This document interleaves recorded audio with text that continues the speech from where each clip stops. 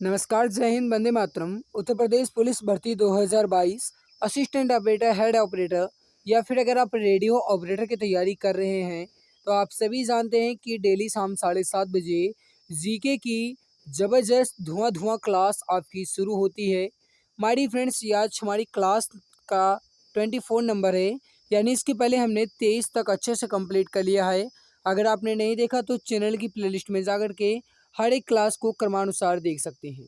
तो चलिए मेरे प्यारे भाई, आज की इस बेहतरीन क्लास की शुरुआत करते हैं। आप सभी को बता दें कि आपका जो टेस्ट हुआ था कल गाइज, उसकी टॉपर लिस्ट वीडियो आ गई है। आपने देख लिया होगा, नहीं देखा तो आप देख लीजिएगा आपका स्कोर कितना रहा। ठीक है। और इसके अलावा आपको बता दें, इस क्लास की पीडीएफ जो है ये आपको हमारे टेलीग्राम पर मिलेगी। टेलीग्राम चैनल के नेम क्या है आप पहले ये देख लो, उसके बाद हम क्लास को तो कवर कर ही लेंगे, इसमें कोई बड़ी बात नहीं है। जो गाइस टेलीग्राम चैनल का नेम है वो है आपका एग्जाम गुरुजी बाय अरविंद सर।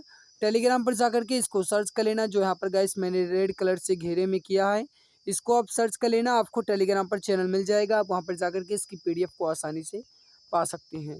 मेरे प्यारे भाई, हमेशा याद रखना, बेहतरीन दिनों के लिए बुरे दिनों से लड़ना पड़ता है। ये बात जो लिखी गई है बहुत ही अच्छी बात, बहुत ही सही बात लिखी गई है। आप समझते हैं मेरे प्यारे भाई, कहते हैं ना, मुश्किलों का आना पार्ट ऑफ लाइफ है और उससे जीत करके बाहर निकलना आर्ट ऑफ लाइफ है। तो बस वही बात यहाँ पर भी लिखी गई। हमेशा याद रखना मेरे प्यारे भाई, बेहतरीन दिनों में यानी कि अगर आपको बेहतरीन जीवन जीना है तो आपको आज के इन दिनों में संघर्ष करना पड़ेगा। आपको गाय से इन बुरे दिनों से लड़ना होगा, तब आप जाकर के एक बेहतरीन दिन और एक बेहतरीन जीवन जी सकते हैं। आइए मेरे प्यारे भाई, आपके सामने हम फर्स्ट क्वेश्चन रखते हैं। आप सभी को फटाफट आंसर देना है। जितनी जल्दी हो सके उतनी जल्दी आंसर देने की कोशिश कीजिएगा। पहला क्वेश्चन आपके सामने देखो, मैं सबसे पहले आपको एक बात और बता दूं कि इस क्लास में आपके करंट अफेयर के भी क्वेश्चन हैं, यानी कि आपका मिक्स क्वेश्चन किया गया, करंट अफेयर भी आपका इसमें शामिल है। पहला क्वेश्चन, ऑस्ट्रेलिया में हो रहे फ्रेंच ओपन 2022 में कोविड वैक्सीन का टीका न लगवाने के कारण किस खिलाड़ी का वीज़ा रद्द कर दिया गया? इसका आंसर आप सभी मित्र बताएंगे, राइट आंसर क्या हो जाएगा। और वैसे भी मैं आपको बता दूं कि आज के क्वेश्चन जो हैं गाइस, आपको कठिन लगे या इजी लगे, लेकिन इंपॉर्टेंट है, आप क्वेश्चंस को ध्यान दीजिएगा। जो क्वेश्चन आपको ज़्यादा कठिन लगे उसका स्क्रीनशॉट ले लीजिएगा, ताकि आप गाइस उसे बाद में अपने नोट्स में आसानी से लिख सकें। ऑस्ट्रेलिया में हो रहे फ्रेंच ओपन 2022 में कोविड वैक्सीन का टीका न लगवाने के कारण किस खिलाड़ी का वीज़ा रद्द कर दिया गया? सभी जानते होंगे इसका सही आंसर क्या हो जाएगा। परफेक्ट आंसर हो जाएगा मेरे प्यारे भाई, नोवाक जोकोविच खिलाड़ी का। सही आंसर यहाँ पर क्या हो जाएगा आपका, ऑप्शन नंबर सी। तो जो भी प्यारे भाई बहन ऑप्शन सी यहाँ पर बता रहे हैं, बिल्कुल परफेक्ट आंसर आपका हो जाएगा। अगला, निम्नलिखित में से कौन सा एक गैर भारतीय धर्म है? इसका आंसर आप सभी मित्र बताएंगे, राइट आंसर क्या हो जाएगा। फटाफट आंसर दीजिए, परफेक्ट आंसर क्या हो जाएगा। निम्नलिखित में से कौन एक गैर भारतीय धर्म है? फटाफट आंसर देंगे हमारे सभी प्यारे, राइट आंसर क्या हो जाएगा। देखो मेरे प्यारे भाई, बौद्ध धर्म हो गया, जैन धर्म हो गया, हिंदू धर्म हो गया, ये आपका भारतीय धर्म होगा। लेकिन मेरे प्यारे भाई, जो यहाँ पर यहूदी धर्म लिखा गया है, ये गैर भारतीय धर्म है। ये जो है मेरे प्यारे भाई, यह एक इब्राहिम, एक ईश्वरवादी जातीय धर्म है, और कभी कभार गाइस इसे इजरायली भी कहा जाता है। तो यहाँ पर जो आपका सही आंसर हो जाएगा वो हो जाएगा यहूदी धर्म। तो जो भी प्यारे भाई बहन मित्र यहाँ पर ऑप्शन सी बता रहे हैं, बिल्कुल सही आंसर हो जाएगा। पानीपत का प्रथम युद्ध जो है या किनके मध्य हुआ था? इसका आंसर आप सभी मित्र बताएंगे, राइट आंसर क्या हो जाएगा। जितनी जल्दी हो सके उतना जल्दी आंसर देने की कोशिश कीजिए।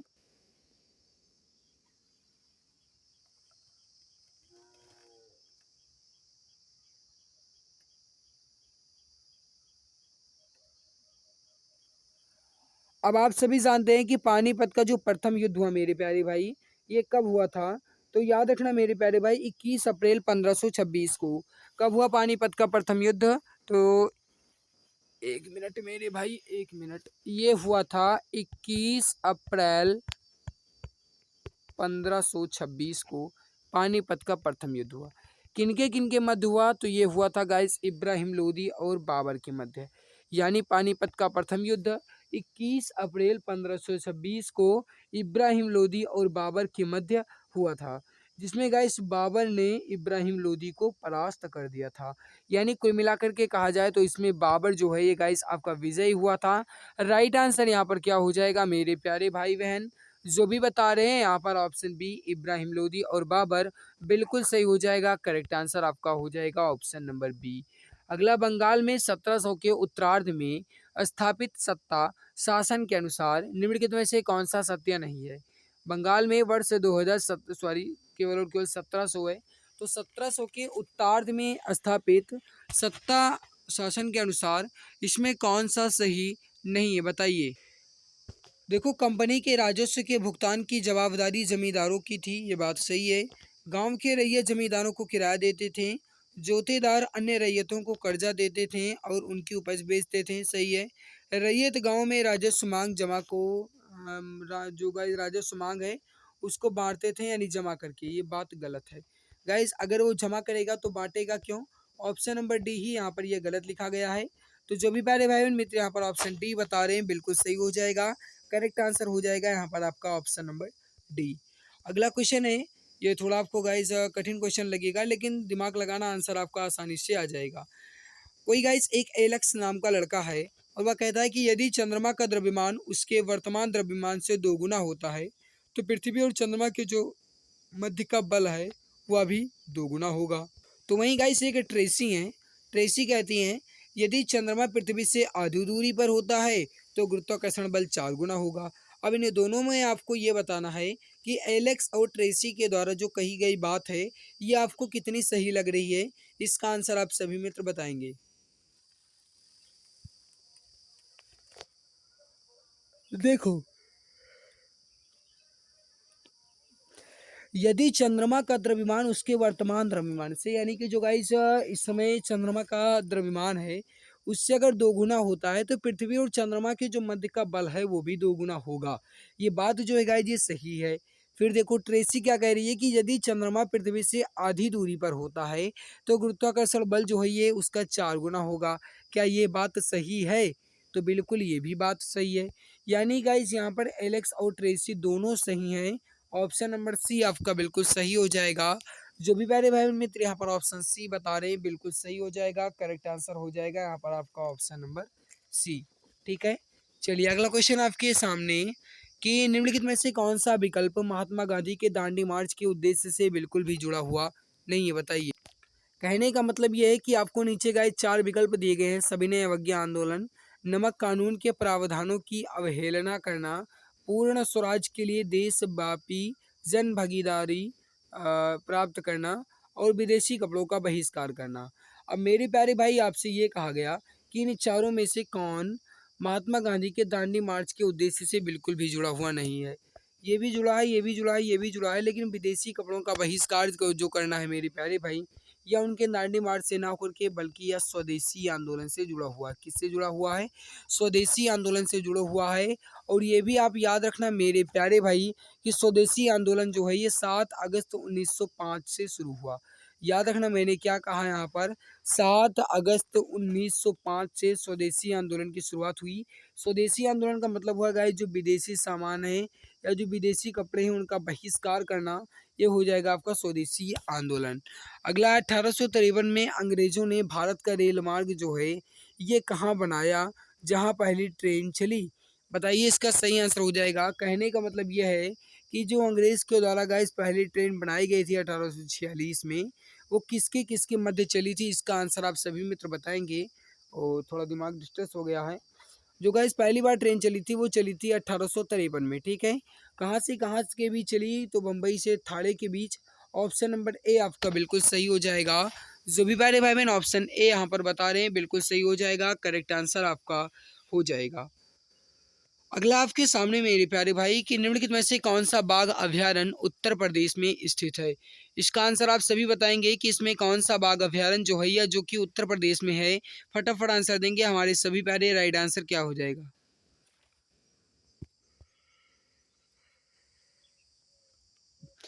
अब भैया यहाँ पर जो दुधवा, इसे तो जानते ही होंगे, लखीमपुर खीरी है, अमनगढ़ है और पीलीभीत है। तो दुधवा, अमनगढ़ और पीलीभीत जो है मेरे प्यारे भाई, ये जो है ये उत्तर प्रदेश में स्थित बाघ अभयारण्य है। ऑप्शन नंबर डी आपका बिल्कुल सही हो जाएगा। तो जो भी प्यारे भाई मित्र यहाँ पर ऑप्शन डी बता रहे हैं बिल्कुल सही हो जाएगा। करेक्ट आंसर यहाँ पर हो जाएगा आपका ऑप्शन नंबर डी। अगला है कि लॉर्ड डलहौजी ने हड़प नीति का इस्तेमाल क्यों किया। इसका आंसर आप सभी मित्र बताएंगे। राइट आंसर क्या हो जाएगा, फटाफट आंसर दीजिए। परफेक्ट आंसर क्या हो जाएगा। कहने का मतलब ये है कि लॉर्ड डलहौजी के द्वारा जो है हड़प नीति लागू की गई, उसका इस्तेमाल जो है क्यों होता था। झांसी राज्य से युद्ध करने के लिए। क्या यह सही लिखा गया है? बिल्कुल गलत है मेरे प्यारे भाई। झांसी राज्य को हड़पने के लिए, चलिए इसे अभी देखते हैं। झांसी की रानी लक्ष्मीबाई को गिरफ्तार करने के लिए, ये भी गलत है। रानी लक्ष्मीबाई को प्राणदंड देने के लिए, ये भी गलत है। यानी झांसी राज्य को हड़पने के लिए ही लॉर्ड डलहौजी ने झांसी राज्य पर हड़प नीति का इस्तेमाल किया। राइट आंसर यहाँ पर हो जाएगा आपका ऑप्शन नंबर बी। तो जो भी प्यारे भाई बहन ऑप्शन बी बता रहे हैं, बिल्कुल सही आंसर हो जाएगा। अगला आपके सामने, स्वतंत्रता भारत के उत्तर प्रदेश के पहले गवर्नर जनरल कौन थे। स्वतंत्र भारत के उत्तर प्रदेश के पहले गवर्नर कौन थे। एक मिनट मेरे भाई, थोड़ा सर में दर्द है मेरे प्यारे भाई, तो इसलिए दिमाग काम नहीं कर रहा है। अगर कहीं गलती हो जाती है तो इसके लिए क्षमा प्रार्थी है, कृपया क्षमा करने की कोशिश कीजिएगा। और वैसे भी गाइस मैं गलती नहीं करूंगा, लेकिन अगर कहीं गलती हो जाती है तो कृपया माफ़ कर देना। तो स्वतंत्र भारत के उत्तर प्रदेश के जो पहले गवर्नर थे, ये कौन थे, आपसे यह क्वेश्चन पूछा गया। इसका जो सही आंसर हो जाएगा वह हो जाएगा Sarojini Naidu. Option number B आपका बिल्कुल सही हो जाएगा। जो भी प्यारे भाई बहन मित्र ऑप्शन बी बता रहे हैं, बिल्कुल सही हो जाएगा। करेक्ट आंसर आपका हो जाएगा। अगला, पारंपरिक फुलकारी कढ़ाई शैली किस राज्य में सबसे ज्यादा प्रसिद्ध है। पारंपरिक फुलकारी कढ़ाई जो शैली है, ये किस राज्य में सबसे ज्यादा प्रसिद्ध है। इसका आंसर आप सभी मित्र बताएंगे। राइट आंसर क्या हो जाएगा। इसका जो सही आंसर हो जाएगा वो हो जाएगा पंजाब। तो जो भी प्यारे भाई बहन यहाँ पर बता रहे हैं, पंजाब बिल्कुल सही आंसर हो जाएगा। उत्तर प्रदेश के किस शहर को भारत की सांस्कृतिक राजधानी के रूप में जाना जाता है। इसका आंसर आप सभी भाई बहन बताएंगे। राइट आंसर क्या हो जाएगा, फटाफट आंसर दीजिए। इसका जो सही आंसर हो जाएगा वो हो जाएगा मंदिरों की नगरी जिन्हें कहते हैं, यानी वाराणसी को ही गाइस कहा जाए तो सांस्कृतिक राजधानी के रूप में जानते हैं। ऑप्शन नंबर सी आपका बिल्कुल सही हो जाएगा। जो भी प्यारे भाई बहन मित्र ऑप्शन सी बता रहे हैं, बिल्कुल सही आंसर हो जाएगा। निम्नलिखित में से कहाँ लोकगीत की एक शैली रागिनी जो है यह प्रसिद्ध है। यानी लोकगीत की जो शैली रागिनी है मेरे प्यारे भाई, ये कहाँ पर प्रसिद्ध है। इसका आंसर आप सभी मित्र बताएंगे। राइट आंसर क्या हो जाएगा, फटाफट आंसर दीजिए। तो जो भी प्यारे भाई बहन ऑप्शन बी हरियाणा बता रहे हैं, बिल्कुल सही आंसर हो जाएगा। करेक्ट आंसर हो जाएगा आपका ऑप्शन नंबर वी। अगला है कि निम्नलिखित में से किस तिथि को भारतीय स्टेट बैंक का स्थापना दिवस मनाया जाता है। मेरे प्यारे भाई, अगर आपने अभी तक क्लास को लाइक नहीं किया है तो एक बार क्लास को दिल की गहराई से लाइक जरूर कर देंगे। अगर मैं आपके लिए मेहनत करता हूँ पूरी जी जान शिद्दत के साथ, आपके सपने को पूरा करने के लिए पूरी ताकत लगा रहा हूँ, तो आप सभी मित्र की जिम्मेदारी है, फर्ज बनता है कि कम से कम आप क्लास को तो लाइक कर ही दिया करो। तो जो भी प्यारे भाई बहन अभी तक क्लास को लाइक नहीं किए, मैं एक बार क्लास को दिल की गहराई से लाइक जरूर कर देंगे। एंड जो चैनल पे पहली बार है मैं सब्सक्राइब कर लेंगे, ताकि आने वाली हर लाइव क्लास को नोटिफिकेशन जो है आपको टाइम टू टाइम मिला करे। याद रखना मेरे प्यारे भाई, जो किस तिथि को भारतीय स्टेट बैंक की स्थापना दिवस मनाया जाता है, तो 1 जुलाई 1955, सॉरी मेरे प्यारे भाई याद रखना, हाँ 1 जुलाई 1955 को गाइस भारतीय स्टेट बैंक की स्थापना हुई। और 1 जुलाई को ही गाइस इसके स्थापना दिवस के रूप में हम मनाते हैं। अगला आपके सामने, कस्तूरबा गांधी बालिका विद्यालय योजना के अंतर्गत वर्तमान में कहां से कहां तक की कक्षाओं की पढ़ाई के लिए आवासीय स्कूल संचालित है। इसका आंसर आप सभी भाई बहन बताएंगे। राइट आंसर क्या हो जाएगा, फटाफट आंसर दीजिए। सही आंसर हो जाएगा वो हो जाएगा कक्षा 6 से लेकर के 8 तक। ऑप्शन नंबर बी आपका बिल्कुल सही हो जाएगा। अगला, निम्नलिखित में से किस राज्य की सीमा उत्तर प्रदेश के साथ लगी हुई है। इसका आंसर आप सभी बताएंगे। राइट आंसर क्या हो जाएगा। मेरे प्यारे भाई, छत्तीसगढ़ हो गया, झारखंड हो गया, राजस्थान हो गया और हिमाचल प्रदेश हो गया। छत्तीसगढ़, झारखंड, राजस्थान और हिमाचल प्रदेश जो है, इन राज्यों की सीमा जो है या उत्तर प्रदेश की सीमा के साथ मिलती है। राइट आंसर यहाँ पर हो जाएगा आपका ऑप्शन नंबर ए। तो जो भी प्यारे भाई बहन मित्र यहाँ पर ऑप्शन ए बता रहे हैं, बिल्कुल सही आंसर हो जाएगा। कंप्यूटर सह अनुदेशन, यानी जिन्हें आप CIE कहते हैं, उनके द्वारा अधिगम क्षेत्र में नहीं होता है। क्या नहीं होता, इसका आंसर आप बताएंगे। राइट आंसर क्या हो जाएगा। तो जो इसका सही आंसर हो जाएगा वो हो जाएगा भावात्मक क्षेत्र। ऑप्शन नंबर बी आपका बिल्कुल सही हो जाएगा। करेक्ट आंसर ऑप्शन बी हो जाएगा। अगला, एजुकेशन एंड मैन पुस्तक के लेखक कौन है। इसका आंसर आप सभी भाई बहन बताएंगे। राइट आंसर क्या हो जाएगा, फटाफट आंसर दीजिए। मेरे प्यारे भाई जो यहाँ पर एजुकेशन एंड मैन पुस्तक है, इसके जो लेखक हैं वह कौन है, तो वह है H.F. फ्रोबेल। राइट आंसर हो जाएगा यहाँ पर आपका ऑप्शन नंबर बी। तो जो भी प्यारे भाई बहन ऑप्शन बी बता रहे हैं बिल्कुल सही आंसर हो जाएगा। भारत के संविधान के अनुच्छेद 361 के अनुसार किसके कार्यकाल के दौरान उन्हें खिलाफ अदालत में कोई आपराधिक कार्यवाही नहीं शुरू की जा सकती। कहने का मतलब है कि जो भारत का संविधान का अनुच्छेद 361 है, उनके अनुसार किसके कार्यकाल के दौरान उनके खिलाफ अदालत में कोई भी आपराधिक कार्यवाही नहीं शुरू की जाती। इसका जो सही आंसर हो जाएगा मेरे प्यारे भाई वह हो जाएगा राज्यपाल। राइट आंसर हो जाएगा यहाँ पर आपका ऑप्शन नंबर ए। तो जो भी प्यारे भाई बहन मित्र ऑप्शन ए बता रहे हैं बिल्कुल सही आंसर हो जाएगा। अगला 21वां संघाई सहयोग शिखर सम्मेलन 2021 किस देश में आयोजित किया गया।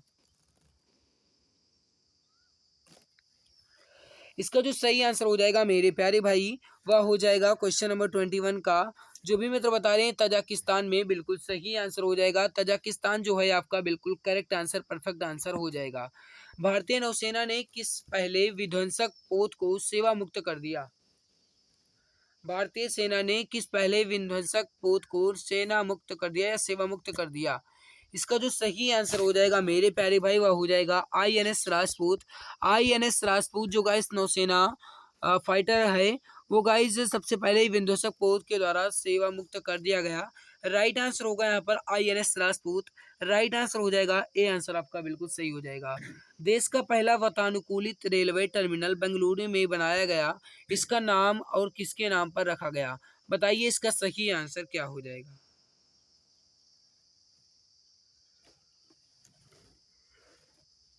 सही आंसर हो जाएगा वो हो जाएगा M विश्वेश्वरैया। राइट आंसर होगा आपका ऑप्शन नंबर डी। अगला हीरा के उत्पादन में किस महाद्वीप का एकाधिकार है।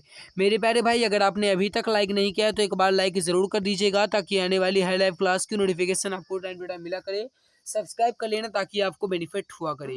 हीरा के उत्पादन में किस महाद्वीप का एकाधिकार है। अफ्रीका बिल्कुल सही हो जाएगा, करेक्ट आंसर हो जाएगा आपका अफ्रीका महाद्वीप का। अगला है कि गलत युग्म को पहचानिए।